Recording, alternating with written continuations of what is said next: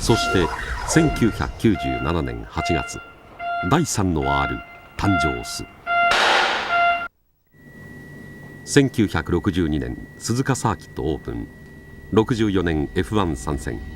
そして翌年には早くも初優勝を飾り、 F1 を走る実験室と呼んだように、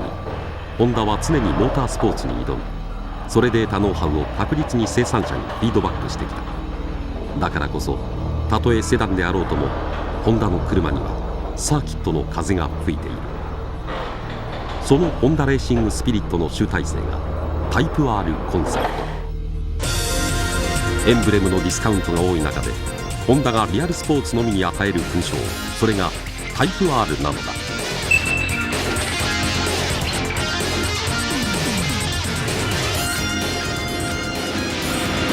緊急試乗シビックタイプ R in 高須。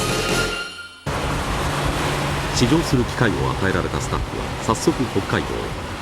そこで迎えてくれたのはインティアールの時以上の激しい雨。しかし逡巡している時間は残されていない。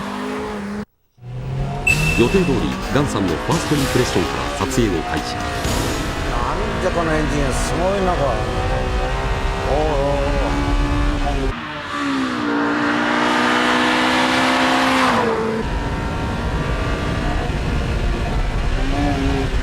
ここ意外と安定してるじゃん。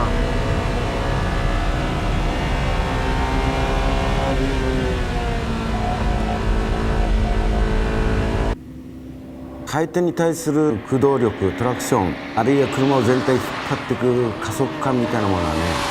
すごくガーッとこう気持ちよくなるね。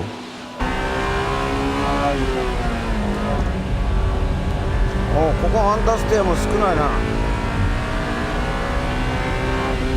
ここ合成スもあるじゃん。ジャンピングスポット3速でも飛ぶかよ。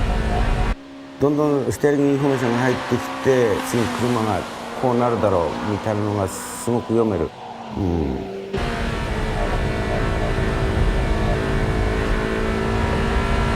トロール性はインテよりいいんじゃないか。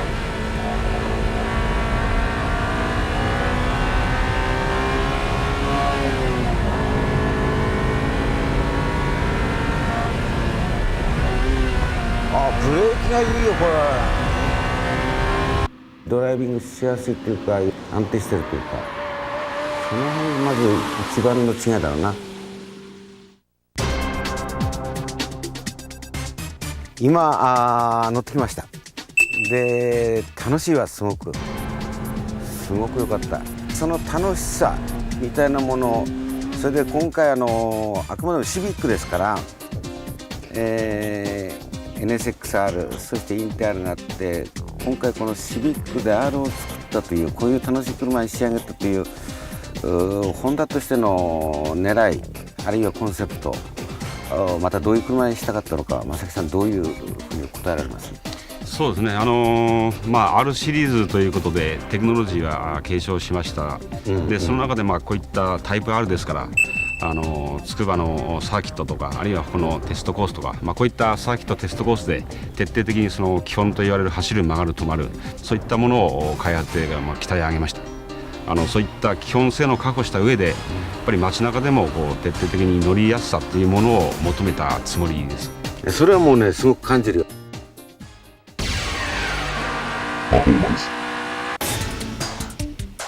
クラス最高峰のエンジンを作り上げました。新しいシビックの VTEC サウンドを体験してください。よろしくお願いします。やっぱりエンジンがいいね。当初はですね、18を積もうかという話もあったんですけども、やっぱりシビックはやっぱり N1 とかワンメイクで16にやっぱりこだわろうということで、16に決めました。やっぱりもうちょっと185を狙おうよということで、そうするとN エンジンで最高の馬力が出ると。それは狙ったのが結果的に185出たんじゃなくて、いや狙いました。圧縮比もまあチョイスしたんですけども、やっぱり上を目指すとやっぱり下が落ちますんで、まあ、その辺の圧縮比の設定もまあインテまあ11オーバーしてますけども、まあ、そこもやっぱり10.4 から 10.8 という、まあ、その辺のチョイスして下も、トルクを少し上げようということでやってきました。黒沢元春をして官能的とまで言わしめたパワーユニットはリッターあたり116馬力を絞り出し、市販 NA エンジンとしては世界最高峰。手作業による給排気ポート研磨など基本的にはインテ R 同様のチューニングメニュー、またエキゾーストラインの台形化など高回転化と乗りやすさが徹底的に追求された。コントローラビリティ。ブレーキには自信があります。ガンガン攻めてもらって結構です。楽しんでください。それで足もね、もうブレーキも含めてすごく良くなってるなって、今回特にブレーキについてもですね、サーキットを想定してでも、十分な制動力と対フェード性っていうものをもう狙ってまして、今までの、SIR、ベース車ですけども、それに対して、フロントもリアも、ワンサイズずつ大きなブレーキにもさせていただいてます。さらにホイールも含めて5欠にして、その辺の、剛性も非常に上げております。注目すべきはベースモデルに比べ 5mm 拡大された前後トレッドと 15mm 落とされた車高、また板圧アップやパフォーマンスロッド追加などが施されたボディはノーマルに比べねじり剛性で 35% 向上している。エキサイトメント。この AR パーツで空力もバッチリです。高速安定性もいいので期待してください。これ仕上がってみて自分でどうですか、自分で自己採点して。そうですね、一応自分で満点を上げたいと思ってますけど、やはりかなり過酷なコース含めてその使用ですね、足とエアロパーツ含めてその空力効果を、足の性能に十分反映できたと自信持って言えます。赤と黒のツートンインテリアはタイプ R の証。メーターやセンターに採用されたカーボン調パネルが速さを演出する。チタン製シフトノブ、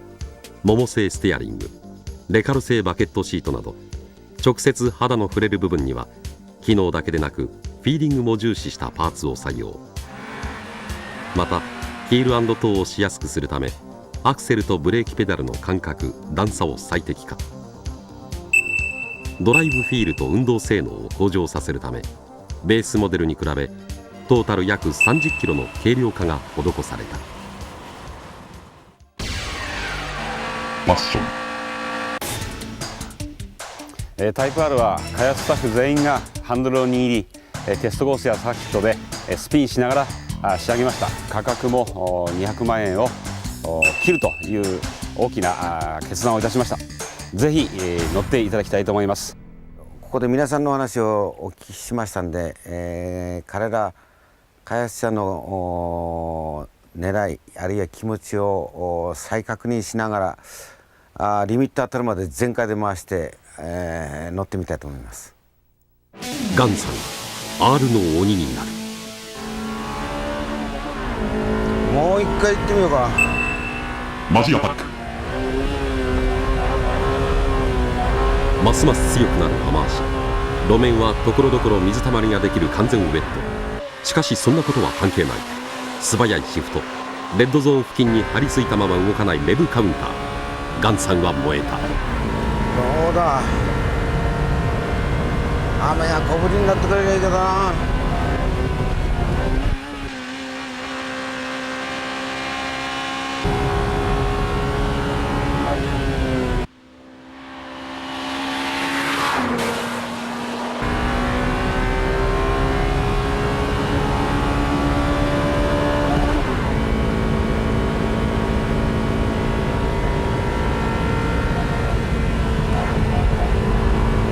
ここ水たまりあるんだよな。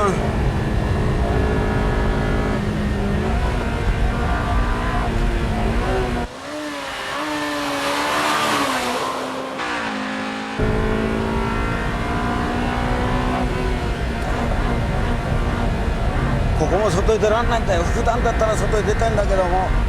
ほらこれだよ。